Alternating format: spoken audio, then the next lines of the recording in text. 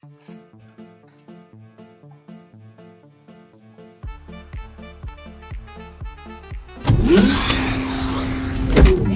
au lieu de faire mumuse avec le tontone, vous avez qu'à faire ça.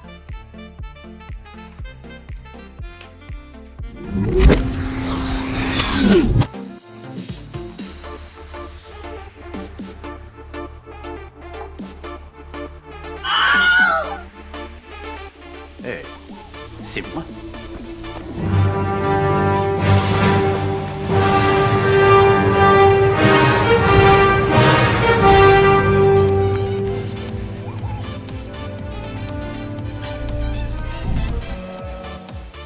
Bon, plutôt que de jouer avec Han Solo en Black Edition, je vais vous présenter pour Star Wars Légion. Bon, alors, cette extension, un nouveau commandant pour la faction rebelle qui est franchement sympa, Han Solo, donc dans la tenue qu'il a au tout début de l'attaque sur Andor, et franchement, il déchire sur le terrain. C'est franchement un commandant à jouer si vous jouez rebelle.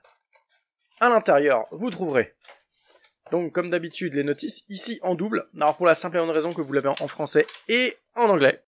Donc le montage est assez simple, ma foi, comme d'habitude, intéressant à regarder, mais sans plus.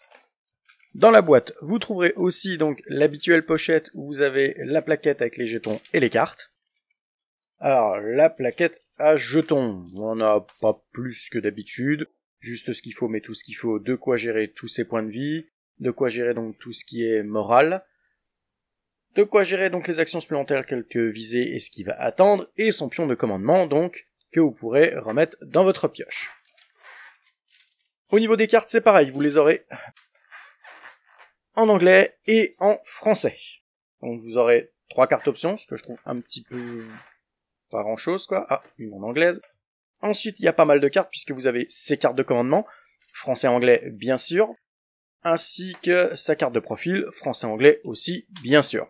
Donc bref, ils se sont pas trop embêtés, ils ont mis c'est le même packaging que de d'hab avec le reste.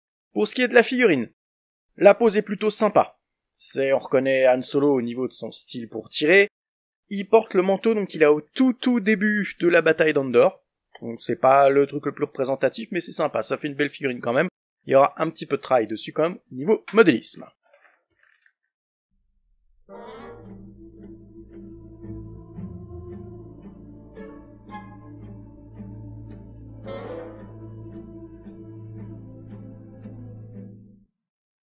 Nous allons donc passer aux cartes de Han Solo en commençant par sa carte de profil. Han Solo, général peu orthodoxe. Personnage unique, pour 120 points. Niveau point de vie, il en a 6, pas terrible en soi. Courage 2, donc autant dire pas téméraire. En défense, il utilise l'habituel des blancs rebelles, pas terrible en soi. Mais il utilise l'adrénaline d'attaque qui transforme en critique. Et il utilise aussi l'adrénaline de défense qui vient booster ceux des blancs. Déplacement 2, au niveau option, commandement, élite et équipement. Pour ce qui est de ses capacités offensives, au corps à corps, il a bagarre. Alors, bagarre vous donne droit à 3 des blancs. Pas énorme, mais correct. À distance, pistolet blaster DL44 de Han Solo. Portée 1-2, il a 2 dés rouges, donc c'est 2 bons dés, mais vous verrez que ça manque un peu, mais qu'il est un peu plus filou que ça. Il a aussi perforant 2, et perforant 2, ça aide très bien pour son DL44, puisque perforant 2, tant que vous attaquez, annulez jusqu'à 2 résultats blocage.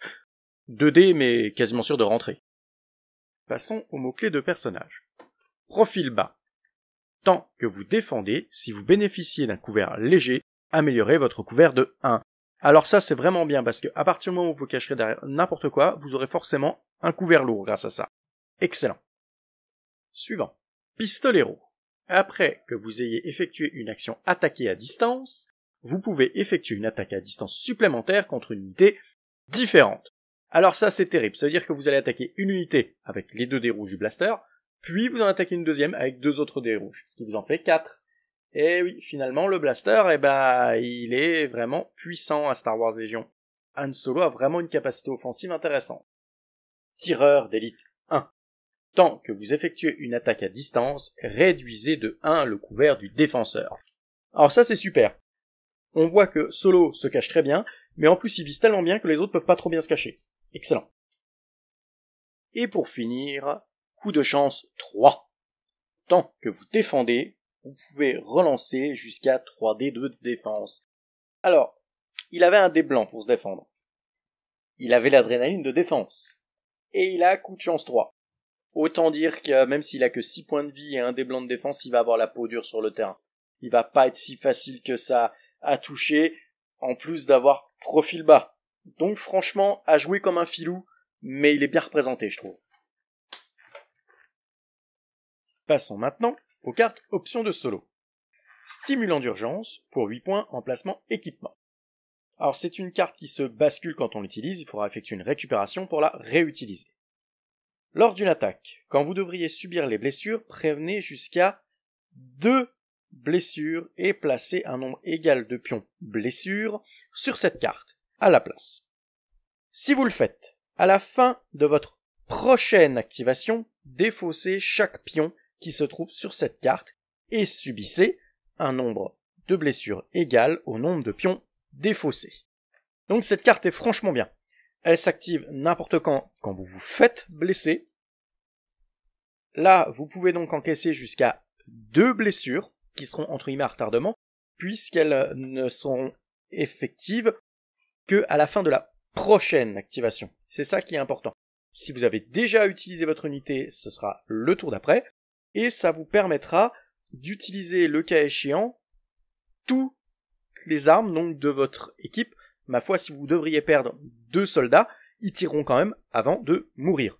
Alors, c'est franchement intéressant, que ce soit sur des héros ou des unités de troupes. Après cette carte plutôt prometteuse, passons à la suivante, qui est pas mal non plus. Ordre improvisé. Pour 10 points, emplacement commandement, c'est une carte qui se bascule après utilisation.